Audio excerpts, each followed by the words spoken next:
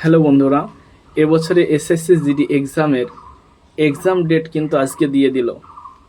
আগামী 27 তারিখ থেকে এই এক্সাম শুরু হচ্ছে। আমরা জানি এক্সাম কন্টিনিউ বেশ কিছুদিন ধরে চলে। যাদের এক্সাম শুরুর দিকে হবে তাদের জন্য অবশ্যই একটু কম সময় আছে হাতে। যাদের এক্সাম হয়তো লাস্টের দিকে হবে তারা একটু সময় পাবে। তবে যে সমস্ত প্রার্থীরা এবছরে এসএসসি জিডির জন্য খাটছিল তারা কিন্তু মাঝখানে একটু পড়াশোনা থেকে বিচ্ছিন্ন হয়ে পড়েছিল। তার কারণ হলো এসএসসি জিডির এক্সামটা হঠাৎ করে পিছিয়ে গিয়েছিল। তারা হয়তো অনেকে ভাবছিল যে সামনে ইলেকশন আমাদের পশ্চিমবাংলাতে, এবং যার কারণে এক্সামটা এখন হয়তো বা হতে নাও পারে। কিন্তু তারপরও আমরা দেখলাম 27 তারিখ থেকে এক্সাম।